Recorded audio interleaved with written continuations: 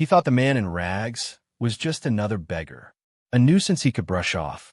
But that day, the tables were about to turn. He picked up the envelope and froze. Staring back at him was his own signature, on a letter he didn't remember signing. It was his own termination letter, signed by him. But to understand how we got here, we need to go back 3 weeks. His name was Michael Carter, 48 years old, a man who had built an empire from nothing because he knew exactly what it meant to have nothing. There was a time when Michael had no title, no savings, no home. His days were measured not by hours, but by how long he could endure the cold. Nights spent on splintered park benches. Mornings waking up to the sound of footsteps that didn't slow down. He had learned early that people didn't look you in the eye when they thought you were beneath them. But Michael had a stubborn kind of hope, the kind that refused to die, even when everything else was taken. When the smallest opportunity came, he seized it. He worked nights mopping floors in a rundown corner store. He stocked shelves, fixed broken freezers, cleaned windows. And little by little, customers began to remember his face, not for the clothes he wore, but for the way he treated them. Over the years, that corner store became the foundation of something bigger. By his mid-30s, Michael owned a dozen locations. By his 40s, he ran a chain of convenience stores spread across the state. They weren't just stores.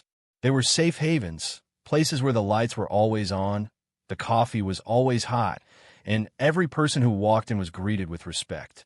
But success didn't make him forget where he came from. He made a rule. Every branch under his name would treat people with dignity, no matter who they were or what they looked like. Which is why, when the complaints started coming in, Michael didn't just hear them. He felt them. They spoke of one branch, just one, where something had gone wrong. Customers being ignored. Elderly regulars being brushed off. People turned away because of how they looked or what they carried. For most CEOs, that would just be bad publicity. For Michael, it was personal, because if those stories were true, then somewhere in his chain, the very values that saved his life had been broken. The first complaint came in on a Monday morning. A handwritten letter from a woman who had been a loyal customer for 15 years. She wrote about an attendant named Derek, a man who, in her words, made her feel like an inconvenience, not a customer. Michael read it twice. He wanted to believe it was just one bad interaction. But then more letters arrived. An elderly man described being ignored while Derek chatted on his phone. A young mother wrote about being mocked when she asked for help reaching something on the top shelf. And then there was the most damning one of all, a brief note from a homeless man explaining how Derek had refused him service, even when he had exact change in hand. The picture became clearer with each report. Derek wasn't just unfriendly. He was targeting the vulnerable, the very people Michael had sworn his stores would protect. But it didn't end there. Quiet conversations with regional managers hinted at something worse.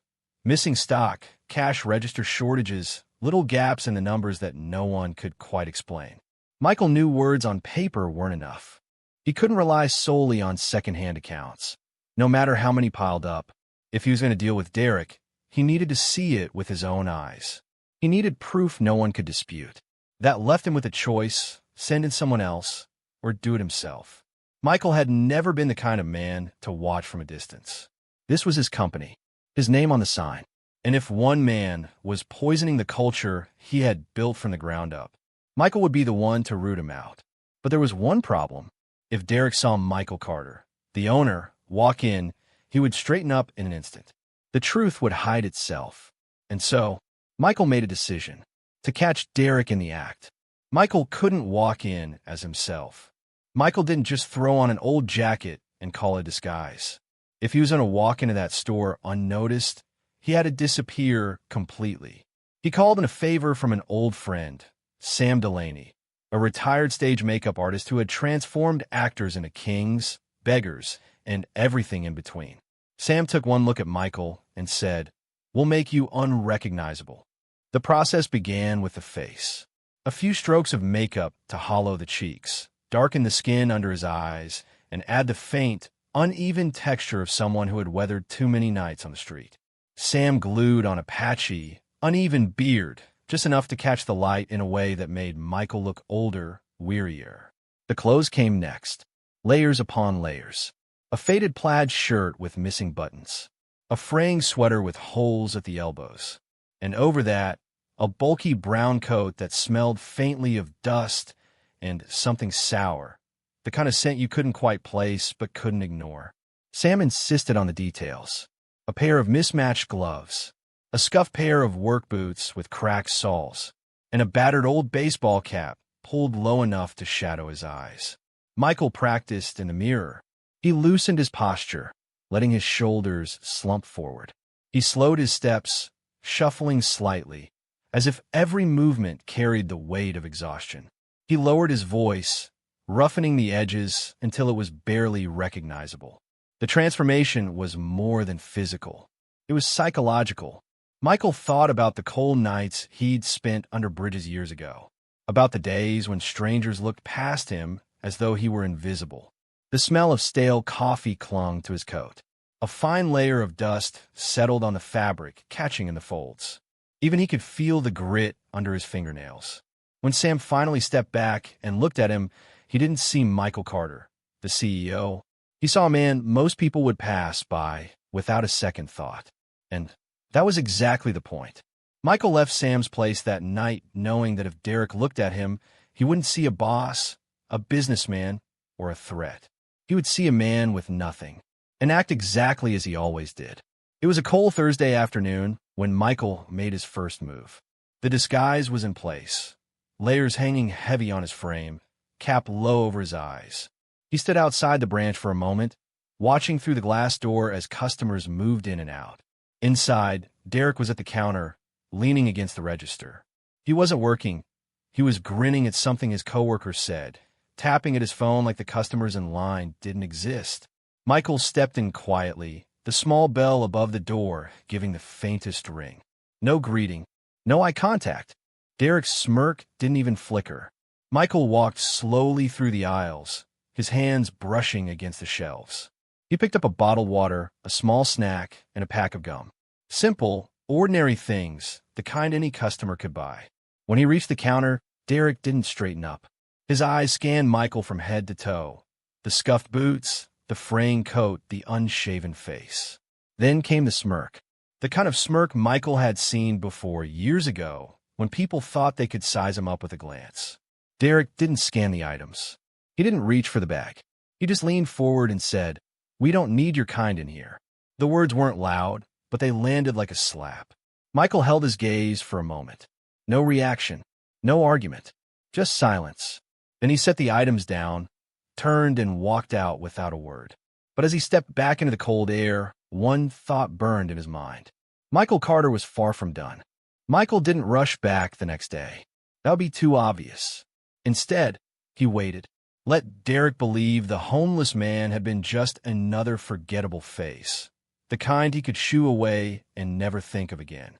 But 3 days later, Michael was there once more, shuffling through the door, his cap pulled low, his hands buried in the folds of his coat. He lingered in the snack aisle, pretending to study a bag of chips like it was the most important decision in the world. From the corner of his eye, he watched. Derek stood at the register, leaning on the counter, chatting with a coworker. A young father approached, his arms full of groceries, a toddler squirming on his hip. The man handed over a few bills, distracted by the child tugging at his jacket. Michael saw the total flash on the register, saw the coins Derek dropped into the man's hand, noticeably less than they should have been. No receipt, no explanation. The father didn't notice. He thanked Derek, adjusted his son on his hip, and walked out. Derek's smirk didn't fade. 2 days later, Michael returned. The air outside was sharp and cold, but inside the store, the atmosphere was sharper still. An elderly man shuffled up to the counter, clutching a single carton of milk. His hands trembled as he counted out coins on the counter. Slow, deliberate, careful. Derek sighed so loudly it seemed to echo off the walls. He rolled his eyes, drummed his fingers, and muttered something under his breath. Michael couldn't catch the words, but he didn't need to. The old man's face told the story. His shoulders slumped, his eyes dropped to the floor, and his lips pressed into a thin, tight line. He took his change without looking up and walked out alone. That moment stayed with Michael. Between these visits, Michael started asking quiet questions, careful not to draw suspicion. The janitor, a quiet man named Luis, avoided eye contact at first. But when Michael's tone softened, when he made it clear that nothing he said would come back to hurt him, Luis began to talk. He spoke of seeing Derek pocket items from returns, candy bars, small electronics, even a bottle of wine once. He'd watched Derek take complaint slips from the customer feedback box and crumple them up before management ever saw them. Then there was the stock boy, barely 19, whose eyes darted nervously toward the security cameras as they spoke. He leaned closer and whispered that Derek wasn't just tolerated, he was protected. Derek had friends in middle management, people who laughed at his stories, brushed off customer complaints, and looked the other way when things went missing. If someone complained about Derek, those friends would make sure it went nowhere. As the days passed, Michael's mental notebook grew heavier. He had dates, incidents, witnesses. He had a clear picture of a man who believed he could do anything because he had allies in all the right places. Derek wasn't just a bad hire. He was a symptom of something deeper, a sickness in the branch's culture. And Michael knew, if he didn't cut out at the root, it would spread. It was a Friday evening, and the rain had been falling since noon. The kind of rain that soaks through your clothes no matter how tightly you wrap them around you. Michael stood across the street from the branch, the brim of his cap dripping steadily, watching customers hurry in and out. Then he saw her, a young woman, maybe mid-20s, her hair plastered to her face, jacket 2 sizes too big, sleeves heavy with water. She hesitated at the entrance, as if deciding whether she was even allowed to walk inside. Finally, she stepped forward and pushed open the door. Michael followed a moment later, keeping to the far aisle. Her voice was soft when she reached the counter. "Excuse me, could I please have a cup of water? I can pay a little if I have to." Derek looked her up and down, slow, deliberate, then glanced over at 2 customers standing nearby. And he laughed. "A cup of water? What is this, a charity?" His voice was loud enough for everyone within earshot to hear. The woman's cheeks flushed red. She tried to explain, her voice trembling. "I've been walking all day. But Derek cut her off, waving her toward the door. "We don't have time for people like you. Go find a shelter." The 2 customers by the register chuckled under their breath, looking at her like she was a joke. Michael felt his jaw tighten. Every word out of Derek's mouth was a mirror of what Michael himself had heard years ago, when the world had decided he was worth less than everyone else. The young woman nodded quickly, eyes fixed on the floor. She left without another word, disappearing into the sheets of rain outside. Michael didn't move. He didn't speak. But inside, something shifted, not just anger but resolve. That night, sitting alone at his desk, Michael reviewed every note, every witness statement, every detail he'd gathered. Then he picked up the phone. The call was short, direct, calm. And when he hung up, one thing was certain. The plan was set. When Michael made a move, he made it quietly. No noise, no warning, just the kind of changes you don't notice until it's too late. Through a holding company, a name no one at the branch would recognize, he began acquiring controlling shares of the store. Piece by piece, a few percent here, a few percent there. By the end of the week, on paper, that branch didn't belong to its old owners anymore. It belonged to him. While the paperwork moved through the channels, Michael met with a select few in his corporate office, people he trusted completely. In a locked conference room, they laid everything out. Dates, times, statements from employees who had been too afraid to speak before. Every instance of Derek's misconduct, cross-checked against security footage and transaction logs. Each piece of evidence went into its own sealed file. Photos clipped neatly in place. Receipts folded with precision. Copies of written complaints printed with timestamps so exact there could be no question about their authenticity. Michael wasn't just building a case. He was building something airtight, the kind of file that, once opened, left no room for debate, excuses, or denials. He kept the circle small. Only 2 people in HR were involved, each sworn to secrecy. The files were stored in a locked cabinet, keys kept on Michael's desk. Every step was deliberate. Every signature, every seal, every date was a nail in Derek's professional coffin. By the time the final documents came through, the branch's ownership transfer was complete. Derek didn't know it yet, but the man he had turned away now controlled the roof over his head and the paycheck in his pocket. And Michael was about to collect. The morning of the confrontation was colder than usual. The streets were quiet, still damp from the night's rain. Michael arrived before dawn, the sky barely lightening, his disguise perfectly in place, the layers of worn fabric hanging loose on his frame, the brim of his cap shadowing his eyes. He slipped through the side entrance with a master key he now legally owned, moving down the narrow hallway toward the break room. The air inside was stale, faintly smelling of burnt coffee and cleaning solution. On the small table in the corner sat a plain black bag. Inside, 2 hidden cameras, both already recording. One aimed toward the door, the other toward the center of the room. Every word, every glance today would be documented. Michael settled into a chair in the far corner, his posture hunched, his eyes down, just another shadow in the room. He could hear the distant hum of refrigerators out on the sales floor, the occasional clang of shelf being stocked. Footsteps echoed down the hallway. Slow, confident. Derek walked in, wearing his usual half-buttoned uniform shirt and that same permanent smirk. He glanced at Michael, barely pausing before heading to the coffee pot. Then, without turning fully, he spoke, just loud enough to be heard. Gotta keep an eye on the bums. They like to steal before we even open. The words were casual, almost lazy, but they landed like a spark to dry kindling. Michael didn't move, didn't speak.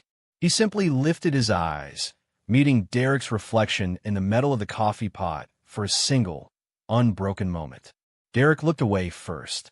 What Derek didn't know was that the man sitting quietly in the corner, the man he had just insulted, owned the chair beneath him, the paycheck in his pocket, and the keys to his future. And that future was about to change. The break room door clicked shut behind them.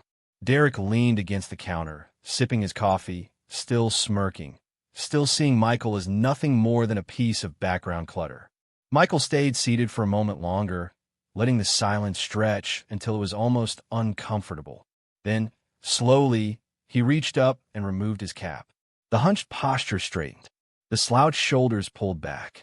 His voice, rough and low in disguise for days, now came out clear. Firm, steady. Sit down, Derek.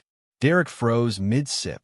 He turned fully now, eyes narrowing, as if trying to place the voice. The smirk faltered.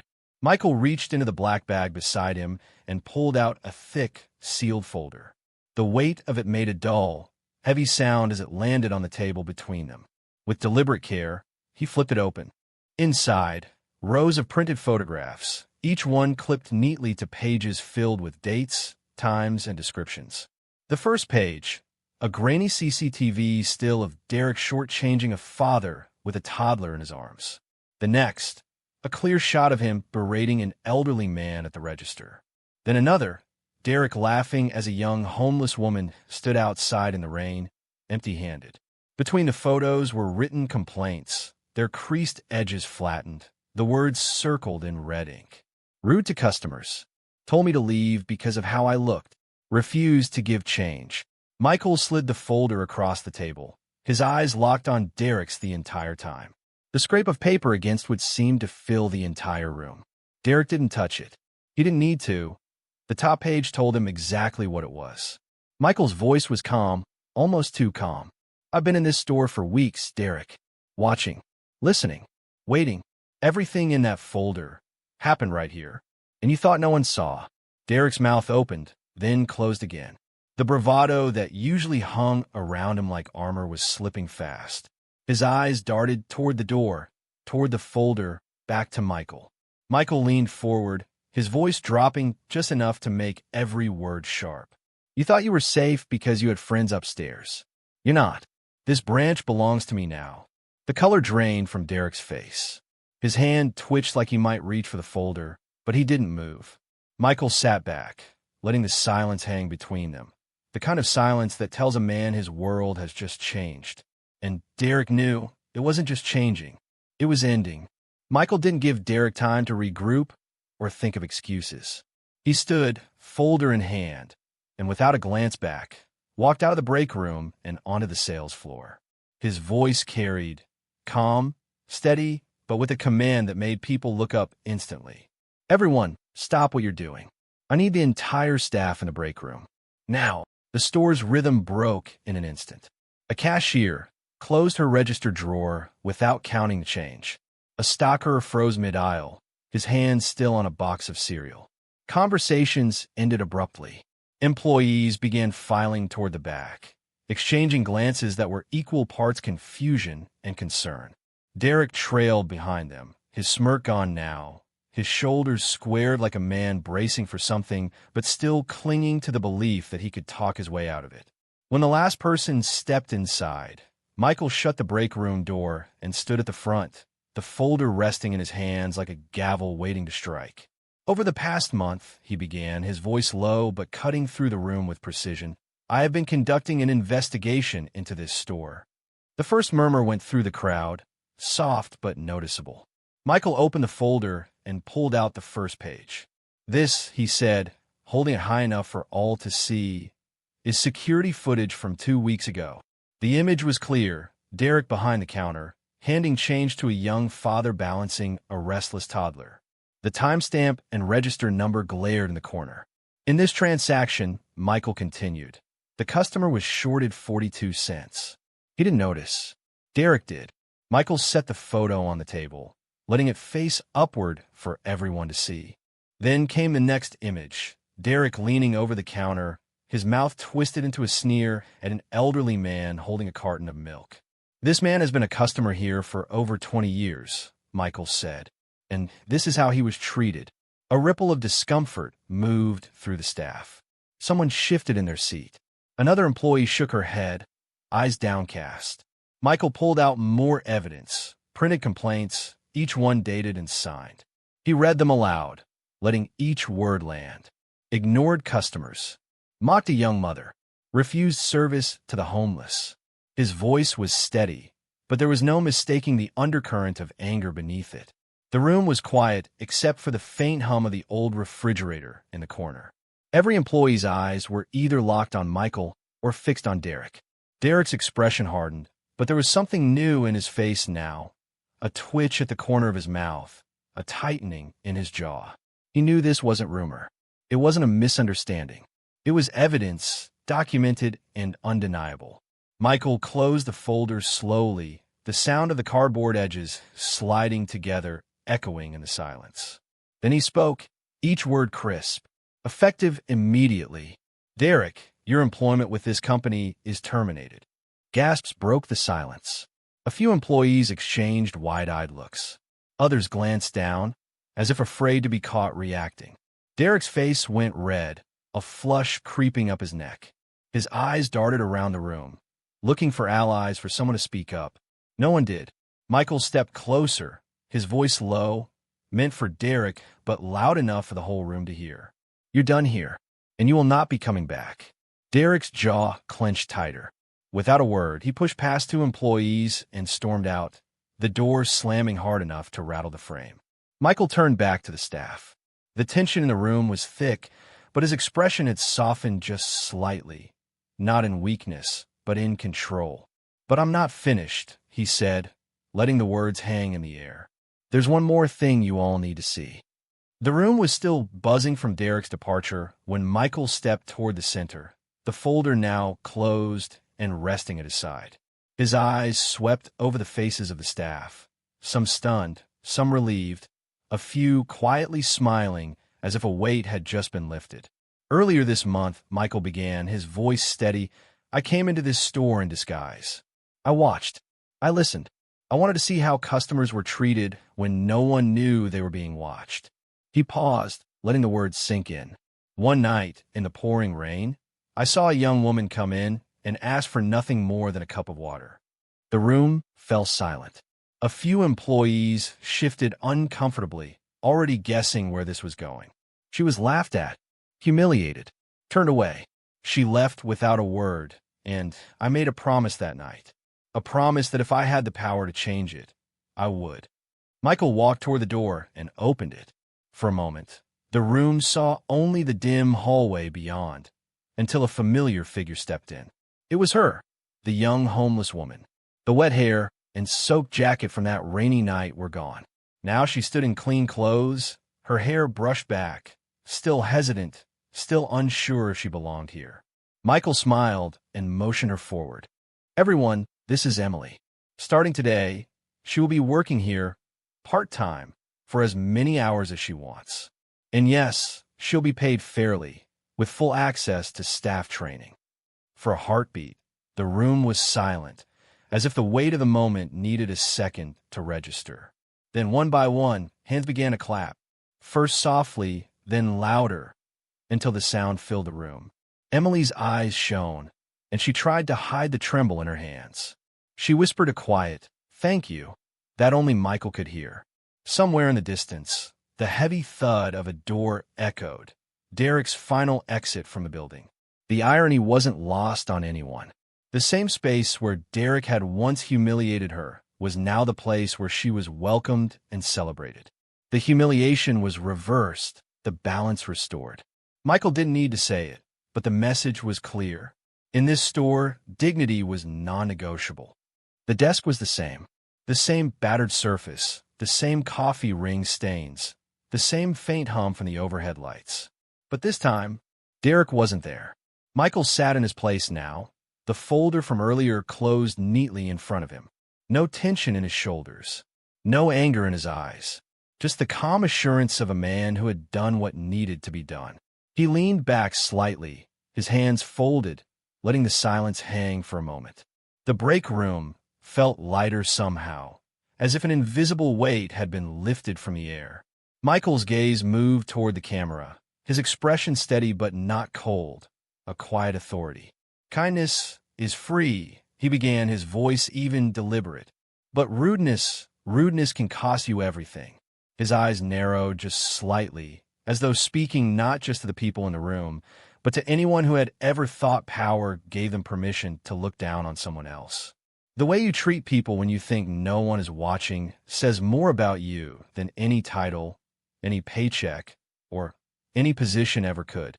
He let the words hang there, heavy and unshakable. Michael stood, sliding the folder under his arm, and walked out without another word.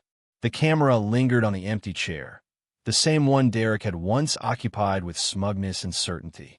Now it was just a chair, and in that emptiness was the final reminder that arrogance had no seat at the table, and Michael stepped out onto the sales floor, the tension of the last hour melting into something calmer, steadier. The store had taken on a different energy now, warmer, lighter, almost as if the walls themselves had let out a long, relieved breath. At the end of aisle 3, a young man stocking shelves looked up from his work. His eyes met Michael's, and in that quick moment, there was no trace of the fear or caution that had lingered in the air before. The young man gave a small, genuine nod. Michael returned it, his expression softening. Near the counter, an older woman, one of the store's longest-standing customers, was paying for her groceries.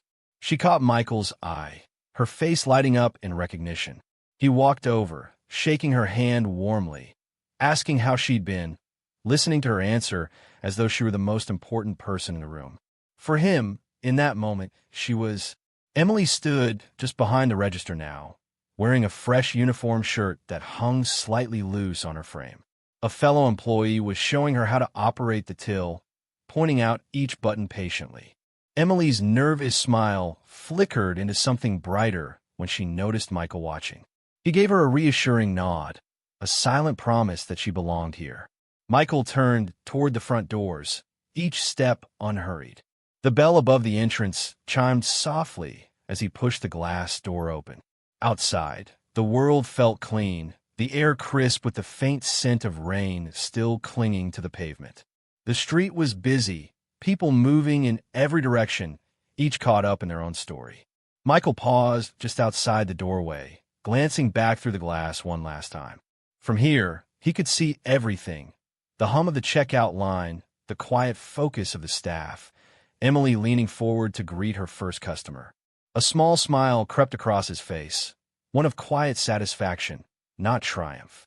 He stepped forward, greeting a customer who was coming in, holding the door for her without a thought. She thanked him. He simply said, "Have a good day."